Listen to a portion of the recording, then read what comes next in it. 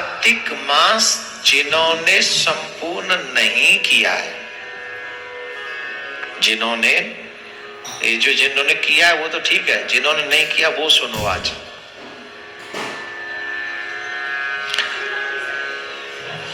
अरे आप शांत रहिए ना। जिन्होंने नहीं किया है वो सुनो। जिन्होंने व्रत नहीं किया है, मतलब जिन्होंने पूरा कार्तिक नहीं स्नान किया वो सुने।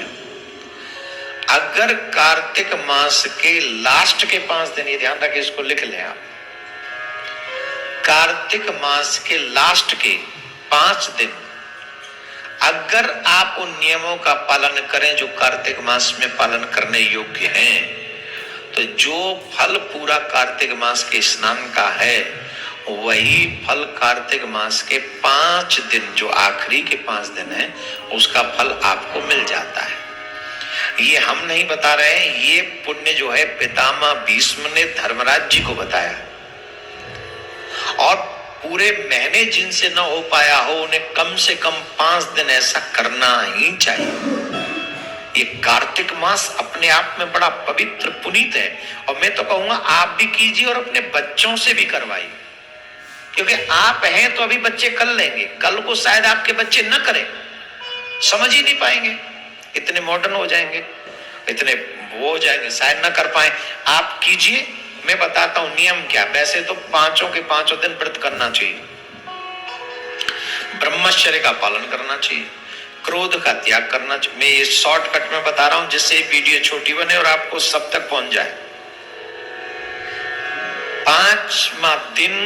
5 जो दिन है वो कब से प्रारंभ होंगे? देव उठनी एकादशी से, और पूर्णिमा तक वो 5 दिन कंप्लीट होंगे। देव उठनी एकादशी से पूर्णिमा तक आपको ये व्रत करना है। और देव उठनी एकादशी कब है जी? आपको उस दिन से ये व्रत करना प्रारंभ कर देना, देव उठनी एकादशी से, और पूर्णिमा तक ये व्रत आपको, पूर्णिमा तक ये कार्य आपको करना है। नियम क्या है? सुबह 4 से लेके 5 बजे तक स्नान कर लेना है। सुबह 5 में थोड़े कलयुग के लोग हैं इसलिए ले जा रहा हूं, नहीं तो 4 बजे तक स्नान हो जाना चाहिए। 4 से 5 तक स्नान आप कर लीजिए। हो सके तो 5 के 5 दिन व्रत रखें, अन्न नमक ग्रहण न करें। अगर लगे कि हमारे जीवन में कोई ऐसी समस्या है, रोग है, या हम इतना नहीं रह सकते, तो एक समय भोजन रह के भी कर सकते हैं। वो भी ना हो, दोनों समय भोजन कर ले, लेकिन शाकाहार करें। इन 5 दिनों में प्याज लहसुन भी इन्वॉल्व नहीं होनी चाहिए आपके घर में, ठीक है? ये भी नहीं, प्याज लहसुन नहीं इन्वॉल्व होनी चाहिए। 5 के 5 दिन अगर आप चाहो नहीं, चाहना ही चाहिए, एक ब्राह्मण को नित्य भोजन कराकर आप भोजन करें। गौ को चारा खिलाकर ही आप जो है भोजन ग्रहण करें। पक्षियों को कुछ खिला दे तो कुछ करें। उस दिन, पूर्णिमा के दिन, हम 5 ब्राह्मण बुलाकर अपने घर में भोजन जिमा सकते हैं। पर डे करने की बजाय हम एक दिन में ही कर सकते हैं। ब्रह्मचर्य का पालन अवश्य करें। ये 5 दिन जो है पितामह भीष्म ने धर्मराज जी को बहुत बड़ा उपदेश दिया था। ये उपदेश 5 दिन तक चला था। ध्यान से सुनना, ये उपदेश पितामह भीष्म ने धर्मराज जी को दिया था, और धर्मराज जी को ये उपदेश 5 दिन चला था। और पितामह भीष्म आजीवन ब्रह्मचारी थे, ये आप सब जानते हैं। और इसीलिए भगवान श्री कृष्ण ने ये कार्तिक मास के ये 5 दिन जो हैं, यही 5 दिनों में उन्होंने ये उपदेश दिया था। तो ये 5 दिन पितामह भीष्म को श्री कृष्ण ने अर्पण कर दिए, और कहा कि आज से कार्तिक मास के आखिरी के 5 दिन जो भी व्रत करेगा, जो भी इन नियमों का पालन करेगा, जो फल पूरे कार्तिक के स्नान का मिलता है, वो फल उनको इन 5 दिनों में मिल जाएगा।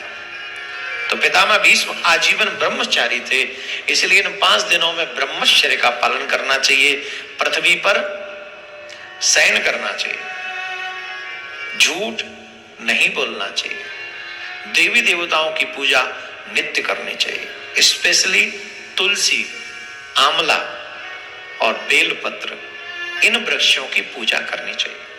तुलसी हमारे सनातन में बहुत पूजनीय है, इसलिए तुलसी के बिरवे के पास जो ये व्रत करें उन्हें सुबह शाम दीपक जलाना चाहिए, घी का दीपक, शुद्ध देसी गाय के घी का दीपक, भैंस का नहीं। आपके यहां बाजार का घी आता है और ये प्रॉब्लम है, हमारे कहने से 10 घी जलेंगे, 10 दीपक जलेंगे इन 5 दिन में, सुबह शाम एक एक, राइट। तो आप 10 दीपकों में कितना घी लगा दोगे? 200 ग्राम, 300 ग्राम, इससे ज्यादा तो नहीं। 300 ग्राम नहीं, 200 ग्राम ही घी ले आओ, लेकिन वो शुद्ध लाओ और तुलसी मैया के आगे सुबह शाम वो दीपक जलाओ। बाद में एक दीपक मंदिर में भी जाके जला सकते हैं आप, भगवान विष्णु का कोई मंदिर हो, कृष्ण जी का कोई मंदिर हो, राम जी का कोई मंदिर हो, जब संध्या का समय सूर्यास्त हो रहा हो उस समय जाकर आप वो दीप दान कर सकते हैं। जो जमुना के तट पर रहते हैं वो जमुना जी को पूर्णिमा के दिन अवश्य दीपदान करें, जो गंगा जी के तट पर रहते हैं वो अवश्य पूर्णिमा के दिन गंगा जी को दीपदान करें। जिन्होंने संपूर्ण नहीं किया है और जिन जिन के पास में आध्यात्मिक नदियां जो हैं उनको पूर्णिमा के या तो 5 के 5 सुनो आज, अगर संभव हो 5 दिन तो आप 5 दिन जाकर दीप दान करें, अगर नहीं हो तो आखिरी वाले दिन पूर्णिमा के दिन ही 5, 10, 11, 21 जितने आप दीपक वहां जला सके दीप दान करें।